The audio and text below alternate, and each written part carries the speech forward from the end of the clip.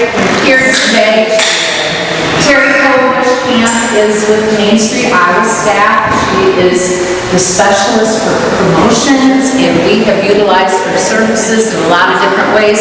I will mention, after you did, Terry and Maya came and did one on window displays. We could have been your poster child for window displays afterwards. Everybody in town just really took on, and even our design committee learned some new ideas, and they've been doing window displays in the empty building, so we've all really used it. We appreciate you coming tonight. And thank you to Addie's and Printer's Box and Fudge's Flowers to go together tonight to sponsor a drink for all of us, and the Elks Club for having some snacks. So I'm going to go ahead, and there's lots of these that will keep some of the extra ones. And Jean Feldman actually suggested that could you possibly tape that videotape so she could see it after she's gone. So Jamie Donovan talked with Daniel, and Leah is going to videotape this so we can look at it another time and share it with someone else. So turn it over to Terry. You bet. Thank you. Thank you guys for coming out. I knew we'd have a great crowd here tonight. All you folks that don't like to be outside in the rain. I don't know if you're sick of it as I am, but I have to say a disclaimer first. The better half of this duo, Maya Jefferson, who was with me for the window display workshop a few months ago, opted out because she gave birth to a brand new baby boy last week. Maya is a tiny little person, tiny. She was all baby. We had a pool on how much this baby was going to weigh. 9 pounds, 9 ounces. So he is a big boy. He's going to be bigger than his mom pretty soon. So I'm real excited to be here this evening. Thanks for having me. Talk about one of my favorite things, visual merchandising. I used to be in retail many years ago before I went into the nonprofit world. Worked for Main Street Waterloo for 10 years before coming to the state 10 years ago. My anniversary is coming up on Halloween. You guys know Jim Thompson. He always says the witch flew in on Halloween. So yeah, that's me. So, but I worked at a retail department store, and making things look better, I think, was an exciting part of my job. I just loved it, and this is a new presentation I put together, so I'm going to be sneaking some peeks at my notes as we go along. I also asked them to turn the lights on so you can look at my pretty pictures instead of me. I look much better in the dark, and I think I brought some pretty good visuals to show with you. And quite honestly, it's all about making things look good, and that's what we want to do. Because in-store visual presentation has always been the primary stimulus, accounting for the major share of retail purchases. A great merchandise display can be a real traffic stopper and create sales for you that you would have missed without it. Good visual merchandising is a mix of art, inspiration, and science. And while great visual merchandising can sell a lousy product, poor visuals can do nothing to sell great merchandising. So, the art of displaying merchandising to enhance its visual appeal is called visual merchandising. And that's what we're going to talk about today. I'm not sure who picked Strut Your Stuff. I feel like I should be up here doing a little bit of one of these. I was actually in a Follies years ago, and the title was Strut Your Stuff. So if I break out into song, please stop me. So, the easiest way to have exciting visual displays is to hire somebody to do that. A professional visual merchandiser to come in once every month or so and change up your merchandise displays. For a fee, they will bring their own props and sometimes create special ones just for you with your own merchandise that you've asked them to use. But how many of you here can afford that? So, no. That luxury is something that we probably can't look at, so you may be lucky enough to have someone on your staff who has a real artistic bent, who has the natural knack for putting together displays. Even if you don't, that doesn't mean you can't have good-looking window displays. If you follow these 5 basic principles of visual merchandising, you or your staff members can put together effective optical displays whether or not you have talent. And some of these will sound strangely similar to what we talked about when we talked about window displays, because it's somewhat that same premise. So, let's start with number 1. Less is more. Keep it simple. That KISS, keep it simple, stupid method, that theory. Or keep it simple, sweetheart, whatever you want to say, that's more politically correct. Keep them uncluttered, leave some space around the items that you have in your window. The most common mistake is trying to put too much in at the same time, and I just said window. I meant in your visual display. Resist the urge to display too much merchandise in one area.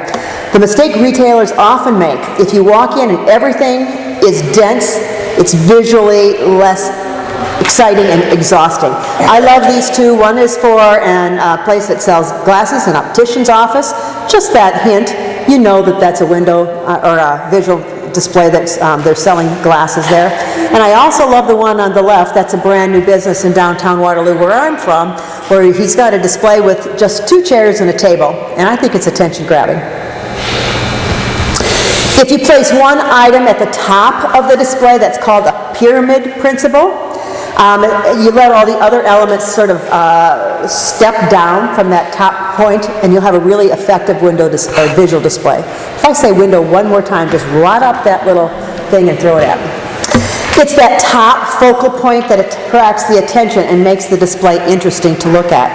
This principle really always works, and if you really can't construct a bad pyramid display, it calls attention to the top and filters down. I like that one on the right there. That one's from Woodbine. Number 3, think odd rather than even. The odd number of elements is always more attractive to the eye than an even number. That's because the asymmetrical arrangement is slightly off balance and keeps the eye moving around from one thing to the other. If you look at that static, if you had 4, your eye stops. But if you have an odd number, it moves. That symmetrical look, that's dull. You want to keep the eye looking, moving on. So remember that rule of 3, 5 works too. You can see that up in the top right-hand picture. It's a little smaller, but you see at the bottom they've got 3 pictures. There are 5 lamps. You look really hard. I think there are 3 candlesticks or 5 candlesticks, but you can see 5, 3, 3, 5. Number 4, the rule of repetition. If you use identical elements and repeat them over and over again, it creates a really powerful display. I think I took that one when we were in Sac County not too long ago. Rule number 5, texture. Consider the background material that you're using for your display. Texture can complement or contrast with the merchandise placed on it or around it. I like that soft blanket with those hard boards with the word art on them. Now, I've learned a few tricks about merchandising that I thought I'd share with you for you to R&D. I've mentioned this before. We talked about R&D in Main Street communities. That's rip-off and duplicate. Certainly not rocket science, but these are some great visuals from other communities across the state and some that I found online. I started learning by walking into a great store and gleaning all of their creativity and kind of soaking it in by studying their displays. I still do that, but I wish someone could have helped me, or if there was a class I could take. So that's why I tried to put together some visuals to share with you. And here's a few tips that I'd like to share about merchandising. Create displays using like-minded objects. Everything in this case has a collected feel. This one on the lower in the center. From the old bottle to the statue, those are all things that have collected. It all feels old, like it could be out of someone's curiosity cabinet. And it all goes together in a theme and around a color scheme. It makes you feel cohesive. You see up at the top right, I think those are some glassware from Czech Village, New Bohemia, from their Czech store. Here again, you see repetition. Here they're using the same long table with the visuals down the center, repetition, all the same types of books or all the same types of kitchen items. Repeat themes and objects. This bears repeating. Didn't I just say repeat things? Use repetition to give a sense of unity and activity to the display. Graphic elements, forms, and product displays are repeated in the same manner multiple times. I love this one on the left. I've used that in many slideshows. Saying it more than once creates a more memorable message and makes a larger impact than a single composition standing alone. This is especially true with smaller merchandising. It's great to repeat smaller merchandising. Now these folks are selling you shoes. You don't need to put every single shoe that you have in your store, but this makes a great display with the multiple colors repeating over and over. Also go for height. Which looks better? A display that's flat on a table, or like at a craft fair, or items that are displayed at various heights to catch your eye. I love the way they put the chairs up on the side wall at this vintage store. And then they use tables on the picture on the left to create some height. Height's your friend. Don't be afraid to safely hang, stack, and move the eye upward. This one on the right's from Manning. They've got that great big sign hanging high. Here they've got a chair stacked on top of the table. Yes, a chair can be on top of a table. You can use shelves, books, stools, chairs, and tables to get height. Here they use some sewing machines up there at the top over the door, and a shop that sells fabrics. Brings the eye up instead of just having it be boring and not using that space at all. Make it interesting and group your merchandising. This could be a really hodgepodge of a mess, but instead, if you look at the pictures that are clustered, it makes it look interesting. It makes you want to look again and see what that's about. It's the same idea here. None of the items even really relate to each other, but since they're grouped, the eye seems to see them as going together. Create a focal point. The focal point is the star of your show. It's the part of the design that catches the eye and catches the viewer's attention and gives the eye a place to rest.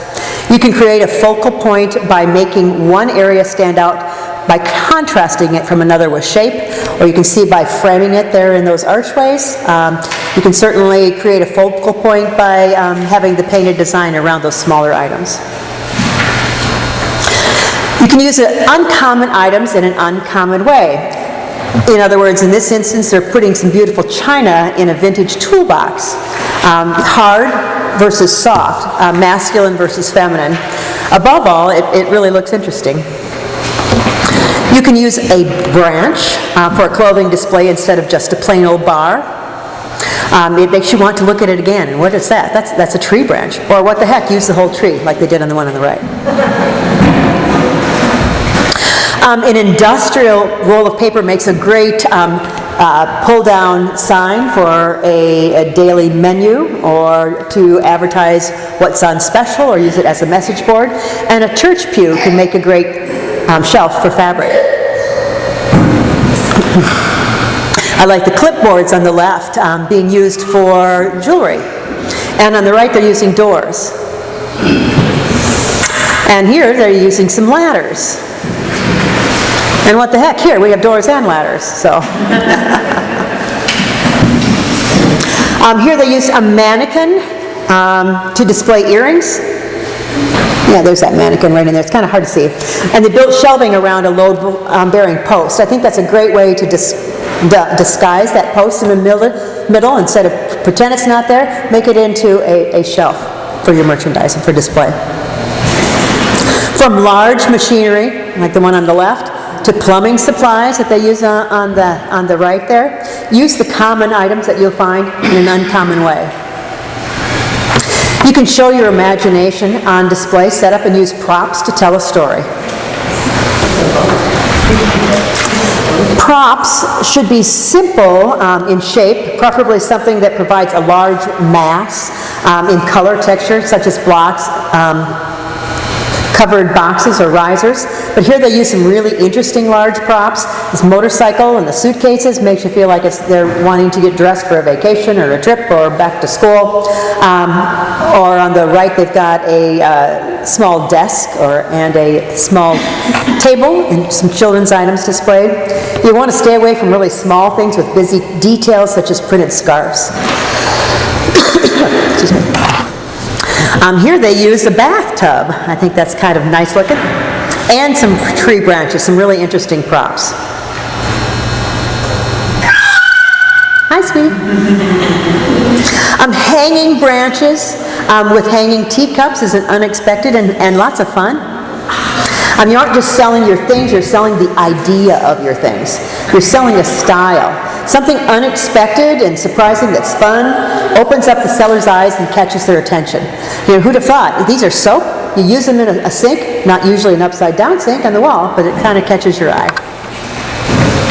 I love this one. No racks needed, just painted on the wall.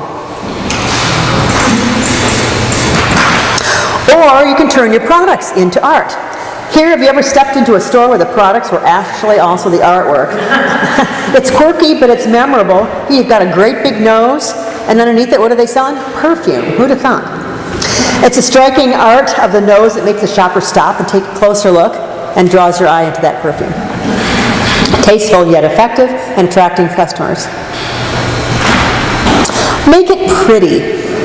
Customers aren't always sure how to use what you're selling, and they can't always picture the final result. But if you make it pretty and show them how to use it and display it, they'll have a reason to buy it. Start noticing how stores with great displays like Anthropologie use the tools like height and unexpected to make you want to spend money. I like to go in there just to pretend I live there. Gives you a certain feeling. My house doesn't look nearly that nice, but it's fun to imagine it could be. Makes you want to bring a piece of that beautiful home with you. Google Anthropologie sometime and you can check out their store windows and their store displays. Hit images, you'll see what I'm talking about. Remember to use all 5 senses in creating your displays. Customers use their 5 senses, and so should you when you're planning something that you're going to have on display. That's sight, sound, touch, smell, and taste. It can be easy to focus just on creating something visually interesting and stimulating, but here in this example, they've got, oh boy, nothing smells better than those cupcakes. Make sure your mouth starts watering. I know I could have one of those on the way home. And over on the right hand, they've got some coffee brewing. A little bit of fragrance, a little bit of sound, some slow music, some dramatic lighting that makes it more visually appealing. Use color to catch attention. To get a strong result, use that color. Strong colors, black and white's also very effective. You can coordinate your color groups. All white makes a stunning visual display, but so do all those beautiful different colored glass on the right. You can paint furniture or props or use the pop of color to match your color story that you're selling. Provide that pop of color. You may want to save some money by cutting back on lighting, but most customers won't venture into dark corners of your store if it's not well lit. Attracts the eye. I talk about this when we have our window displays. Certainly talk about that when you are putting your visuals together for your store as well. You want to put your lighting at the back of that store. That draws them to the back. Remember to keep it fresh. Don't forget to change it up. You can move or rotate your products displays after 2 weeks when new products come into the store. It's important to redisplay constantly and keep your display fresh. As things sell, you want to fill those holes. Don't sell things off of your display and just leave it sitting there dwindling, but you want to change it up and put new things in. I can't tell you anything worse than walking into a store and you'll still see some things that you know are dusty or have been there since the previous holiday. You're probably already thinking about your holiday displays for the fourth quarter. You can try to use the same display from year to year and themed every year, but avoid using the very same materials, boring ideas, and displaying the style. I like this chalkboard there on the right that they use chalk paint on their door. Winter, spring, summer, and fall is the common visual merchandising theme, but try to think of a different theme for every month. Follow different special events like Father's Day, Mother's Day, Teacher's Day, Valentine's Day, anniversaries, festivals, other celebrations and holidays to create different visual displays. So not just Christmas. I've gone into some stores and they still have Christmas up in July. I like Christmas in July, but I don't think that's what they were really going for. Try to think outside of the box. Repurpose some old tables there to make shelves. A branch can be a rack. I've had a lot of branches in here. I guess I really like the branches. Or an ironing board can be a table. Be sure, before people purchase something, they typically want an idea of what it will look and feel like later. To accommodate this need, you can set up your product display so that the shoppers can envision what this looks like in their own home or wearing them if you are selling apparel. This tactic gives prospective customers the immediate point of reference, and when customers can envision using your product, they're more likely to purchase it. I love this setting here in a store where they're selling a little bit of wine. They've got a nice table set up with some glasses. There on the right, there's another homey feel. You can imagine that in your own home. You want to sell the experience. The idea is to create a memory or an experience for the customer to remember and want to recreate. Right now, the buzzword in retailing is experiential. Think of experiential. Think of an experience, something they can do, something that they can think about doing when you're creating your visual merchandising display. This sure makes me want to go boating, go on a lake, makes me feel vacation-y, makes me feel like I want to take some of that home. Grouping similar merchandise, similar products, similar items will give your customers additional reasons to buy more than one item from you.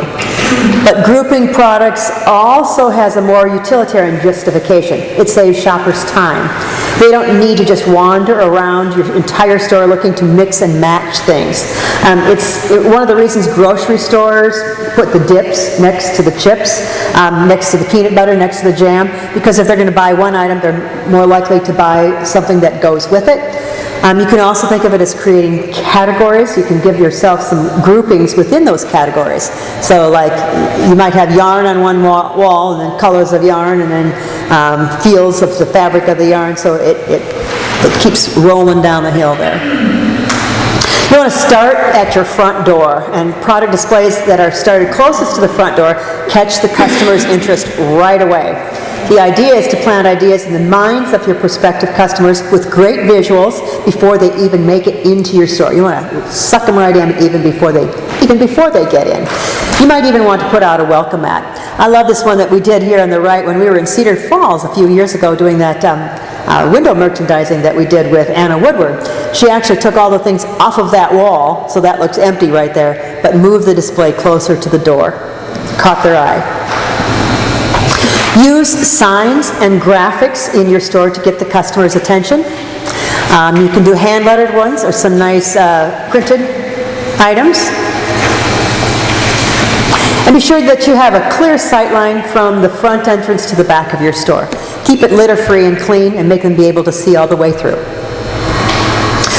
Keep your retail store fresh and clean. Avoid clutter. Keep your use of brand display items like logo plaques and show cards that all of the companies want you to use every few inches. Keep those to the minimum. And make sure that all your merchandise is clearly marked with prices.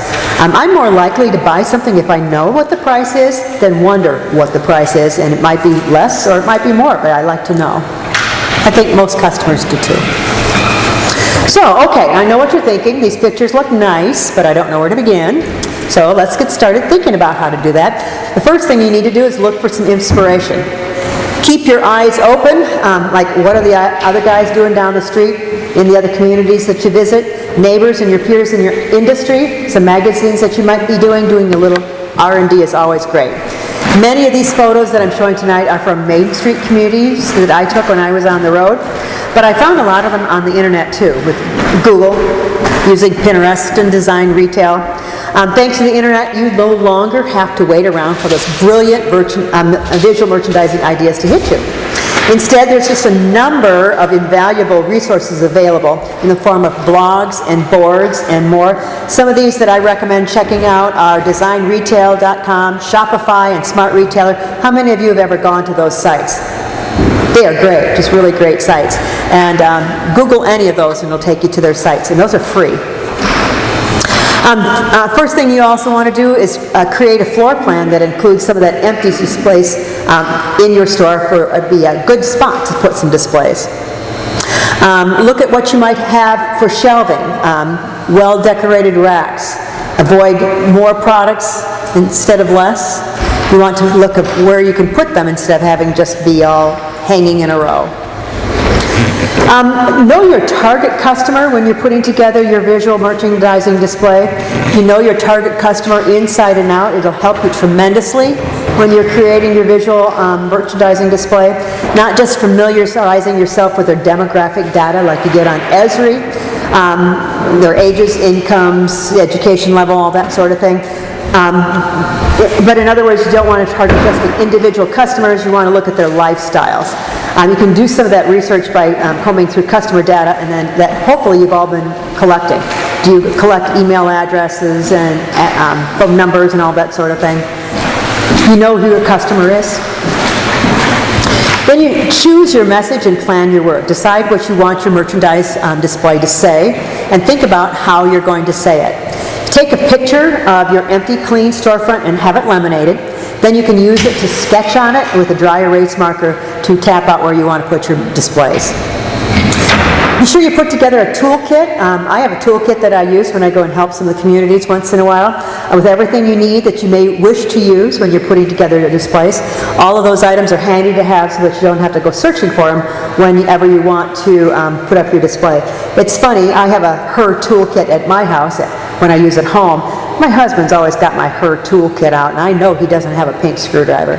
So you want to have something specifically for when you're putting together your displays. Scrounge around for some materials that you might have available in your basement or at home, or that you might find even at Salvation Army or Goodwill that you could use for your display. Look for quilts, wallpaper, wrapping paper, foam, tall ladders, all those sort of things. So, with that, ready, set, go. I mostly showed you a lot of pretty pictures. I can't say that I'm the be-all expert all that. I know what I like, and I know when I see it, whether it's a good feeling or if it's uncomfortable. So I just wanted to share those photos with you and ask if there's any questions. Boy, that was short, really short. I didn't mean, oh yeah, it's about a half hour, that's just about right. So we do have time for a few questions. What's your favorite display that you've ever done? Me? Yeah. Well, I'm not a retailer, so it's somewhere in my home, like in my dining room. Have you ever seen one that you really liked when you're out somewhere? Probably. Probably a long time ago, yeah. What's one that you really like to see when you're out? I love the color, so when you do like, it's red, but it's all shades of red. I really like that kind of look. And right now I'm trying to figure out better ways to hang things. So the ceiling is so tall. Yeah. So how do you grab your 20-foot ladder and you secure something to the ceiling. I mean, that's... Fish line is my friend. Fish line is hard to work with sometimes. It can be.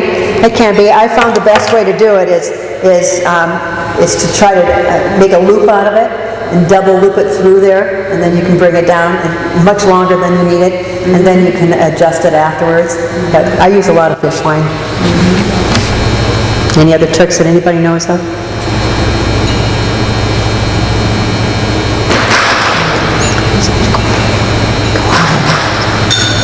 I see a lot of you use a lot of these ideas already, but are there some things that you saw there that you thought, wow, there's a lot of new ideas. It's always the people that do the best job that come to something like this, because you're already doing a great job, and you want to, and it's very true. I can't tell you how many times I feel like I'm singing to the choir, that you know how to do this, and you know what works for you, and you're leading the pack, and it's hard to imagine that you go into some of these other stores and they don't even dust sometimes. So first keep it clean, and then try to think of doing something different.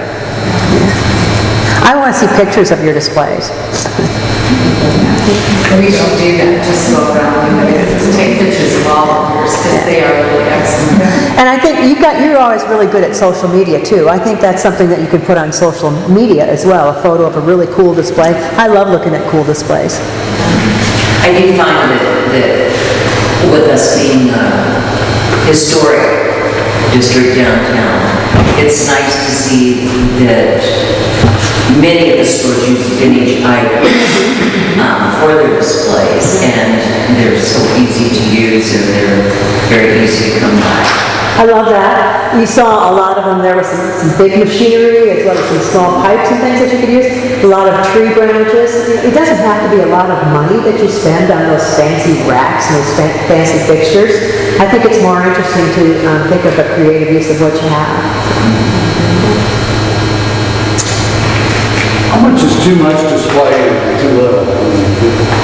You have like a central display and You know, I don't know that there's any numbers on that, what's too much and what's too little. I think it depends on how much space you have. I know that I said early on less is more, and that was one of the things that I kept reading about. But I think that means less pieces on an actual display. I don't know, what does anybody else think? Well, the thing is, when you take your sunglasses display at the very beginning, it was very to the point, it was very good. However, my customer will say, how much do you want for that thing in the back? You sell the stones, you know what I mean? So I put a price on everything. So it's not out there. You want to buy the backdrop? Okay. Yeah. Everything's for sale. You know, I don't know why they do that. It's very irritating. So, but if you only Sales is sales. display what you're interested in selling, it's great. I don't know what that magic number is, but I'm going to find out.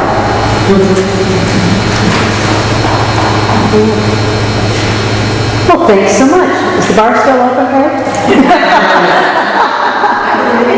What's the best Christmas ideas that you've seen around the state? Anything, even... Oh, I had quite a few Christmas pictures in there. Yeah. See if I can bring them back up again. But I guess I'm just curious, as they're thinking about that now, and we're even thinking about ideas for Christmas around town too. That's a nice one. Was that one? Oh, back to number 3. There. Oh, yeah. That one almost looks too cluttered to me. But it's pretty. You know, sometimes rules are made to be broken, at Christmas time especially. Where's another Christmas one? Where's some more Christmas ones? Way back here. Those are all Christmas ones right up there. Let's see if I can see it bigger on here. I really like down here on the bottom. I mean, talk about too many displays almost, but I think this building almost became a place where people come for selfies. They know that you've got one fabulous tree to stand in front of, and I've heard that about that particular store. I think that's the one, yeah it is, it's the one in Manning. And people come there specifically at Christmas time. That one on the right there, with the doorway, that's very simple and very different than the one on the left. I just think at Christmas time, less is more is out the window. The one on the right, there's another one, Merry and Bright. Kind of simple.